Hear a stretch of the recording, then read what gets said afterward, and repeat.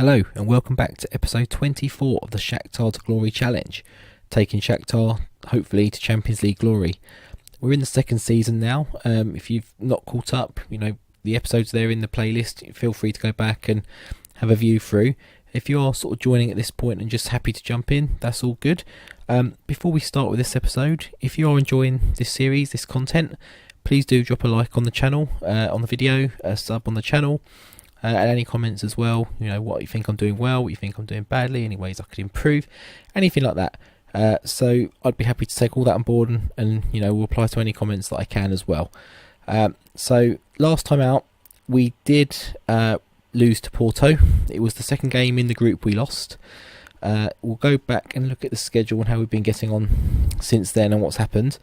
So the Porto game was here. We lost 3-1.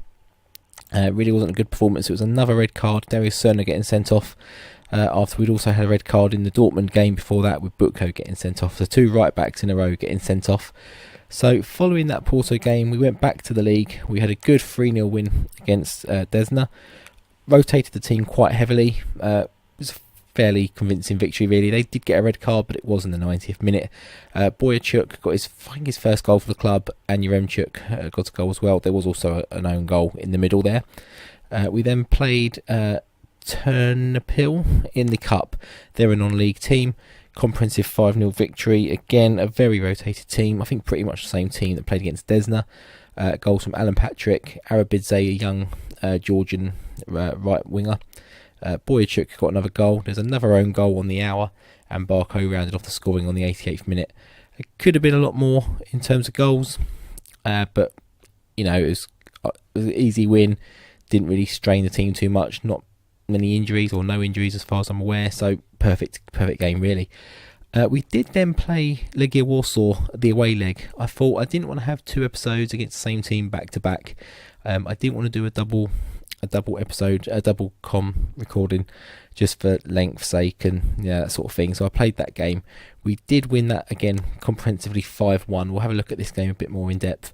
So they did get one on 38 minutes, and it wasn't an equaliser. It was to get it back to 2-1, I believe. Yes, but we got goals from Vizeo, 2 goals from Vizeo, 2 goals from Romero, and 1 from Fernandez in the middle there. Again, a lot of yellow cards. But a quite comprehensive victory. The goal they got was a little bit on the lucky side. Reverted back to the 3 up front for this game. I thought we just had enough to beat this team quite easily, and that was the case. And I'd be looking for probably more of the same this game today as well. A similar result would be quite good with a clean sheet. We then did get another 5-1 win in the league against Olympic Donetsk in the derby. Now, despite the scoreline, it was a lot closer than it suggests. All the goals coming in the second half, barring theirs. So they did actually take the lead. At half time, got them in, tore into them really badly. Told them it wasn't good enough. And we came out and Tyson actually got 4 goals out of the 5. And it was only Collod coming off the bench getting one just before him in injury time that made it, someone else scoring and not him having all 4 in a row. They did get a player sent off again, but it was after 70 minutes. We'd already come back into the game and done the damage. We were already 3-1 up. They did have an injury to their goalkeeper, could suggest why the amount of goals went in that they did. But again, it's a derby game, a big game in the league, and it saw us through quite comfortably. Again, shot-wise, you can see more than deserved that. We then played Alexandria in the league 4-2. Again, quite comprehensive. They had 3 on target. They got 2 of them in. Both in the 90th minute. I didn't even remember this game now. But we got Malashev with a penalty. He actually got 2 penalties, so it was a little bit dodgy on both sides. A lot of late goals, that sort of thing. We got Polino got a goal as well, and Tyson got another one as well. He's sort of bounced back into the team a little bit now. He's more played in the rotated team, but it could be a sign that he's sort of working his way back in. But he's trying to dislodge what Baracchia and Vizeo, who are also banging in goals whenever they play. So, and then we rounded that off just before with a 2-0 win against the bottom team, Stow. Not the most convincing game. We should have probably won by a lot more. They had 1 on target. Luckily didn't score it this time. Another red card. And I think there was another penalty in this game that we might have missed. Yes, we did. Malashev missed a penalty in this game. But Boldenikov, the centre-back, got a goal, and Yaremchuk rounded it off in injury time again. So a lot of injury time goals, which is showing we are maybe going a bit more towards the end of the games and just, carrying playing right to the 95th minute in some cases. But that will bring us on to today's games. Like I say, we've got the home game against Legia Warsaw. We play a few more games then until we got Dortmund. It is a cup game just before it, so we can have the opportunity to rest a few players in that. Not taking that too seriously. If we get through, we get through. If we don't, we don't. So, really got to put all our eggs in that Dortmund game and try and get something out of that Dortmund, and obviously at the end the Porto game as well. If we've got any chance of getting out of this group, we need probably who won the game in between. I think it was Porto. They beat Dortmund, so we probably want Porto to do that again, to beat Dortmund again, to just keep us, if obviously to keep them on 7 puts us on 6, and it's sort of, we have a chance of getting back into it and putting it in our hands again. So we'll jump into today's game. I think the team should be set up already, and it is. We're going with the 4-2-3-1. We've kind of utilised it in the league, I think, for a few games, just to try and generate some familiarity. It plays well, and against these smaller teams we should have enough to take them apart. So we may drop Leo though for this game, because he is one booking away from a suspension. Have we got? Yeah, we've got Samba there, can come in. So I think we'll go with that, and we'll jump into the game and see what we can do. So you can see here they're going for a 4-2-3-1 as well, a bit more narrow than us. We're playing wingers, they're playing very sort of free central attacking midfielders. I wouldn't imagine they're playing a similar style of football though, but who knows, we may be surprised. So we're bringing it in again. Baraki, I thought we might go to Butko there, but he went inside. Sabol to Tyson and Barco, and within 11 minutes we do have that lead, and let's try and keep an eye on that other game. It seems to be, it doesn't look like they're playing. I don't think they're playing. Strange. Don't normally have group games, the games in the same group on a different day, but we come again. They do win the ball back. It looks like they could be playing out the back here, which is very risky. We do win it back. Fred to Barco to Tyson. Oh, a good chance there. I thought he again could go out to the left and just open up another attack down the side. They're coming now, and they do have a chance, but it's a wild shot. It's never going to trouble our goalkeeper, he wouldn't have thought. They have playing it out the back again.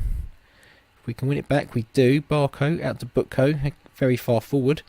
Vizeu, and I'm not sure how he didn't score that, but the keeper makes a good save. So they're coming again with a free kick. A lot of the highlights are starting with them, but we are winning them back and getting a chance. So can we do it again? They are on the attack here, and again a wild shot, but they are threatening us without, putting too much pressure on the goalkeeper. Crosses it in, and Baraki heads over. We have got him on a yellow card, so we may look at taking him off and probably bringing on. Who could we bring on? Not too sure actually. We'll have a look. We'll get into them at half time. I'm going to say they're capable of even better. And we'll go into the tactics. Have we got someone who can come off back here? He's not having the best game in general. Not the worst, but actually no, I was looking at the wrong side. Tyson's having an okay game. It's He's having a bit of a terrible game really.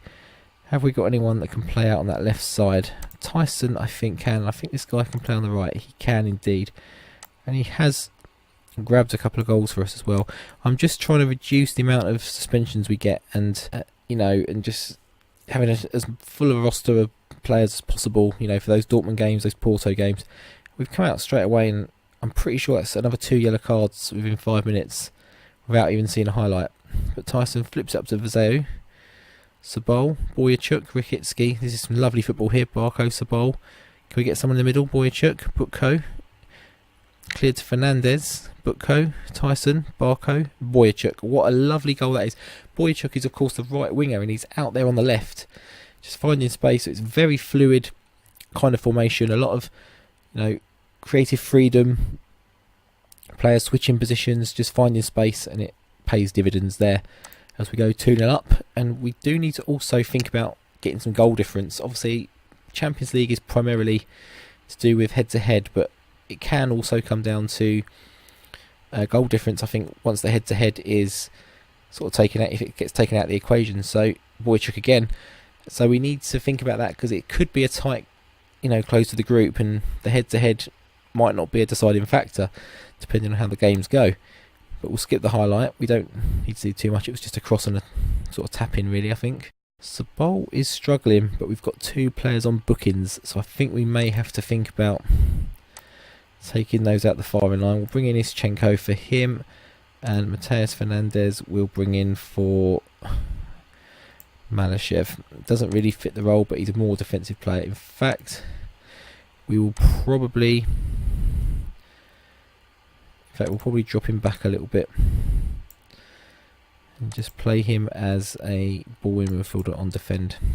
And we got 15 minutes to go here, 3-0 up. The game's won. They've only had 1 shot on target, but if we can get another goal or 2, like I say, just to get that goal difference up. Vizeo, great save by their goalkeeper, and I think it's offside. But the highlights coming thick and fast here.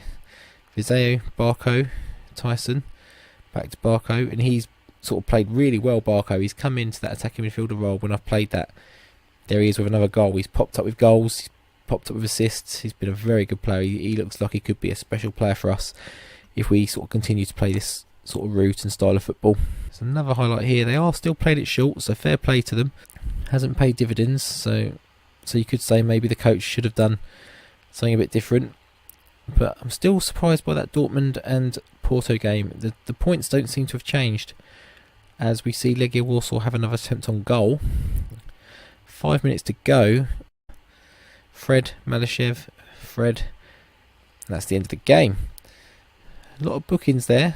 We did only end up with the 3 that we all took them all off. I'm not going to leave that to the assistant, because I've just seen what he was saying, and that would all most certainly result in negative feedback. So they did play and they drew. Now I thought Dortmund were on 7 points already, so I'm a bit confused. Before the game, I'm pretty sure we saw it. Did they draw before us? Before we played, maybe.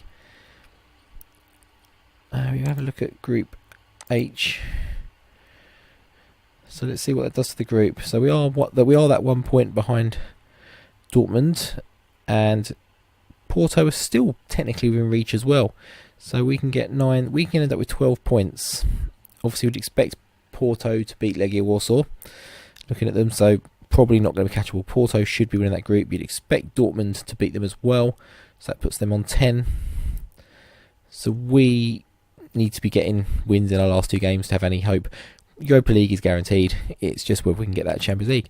So join me next time, and I think we will be going into that next Champions League game against Dortmund. I think we will be. We'll skip the Ecevets game and Kapati. I don't think Ecevets. They are third. They are a feeder club. They are third. But as you can see, there's points wise nothing in it, and that a lot in it rather, and we are absolutely smashing the league. We're on for an unbeaten season still. We have drawn 1 game, which was disappointing. Goal scoring charts, we've got Vizeo and Biatke firing up there. Average rating, we've got all 3. Assists, we've got 2 of the 3 again. We've got player of the match is a bit more spread around in our team, I'd say, so we're not quite smashing that.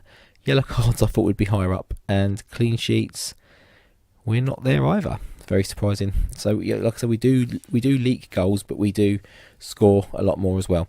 So until next episode, episode 25 against Dortmund, I'll see you next time.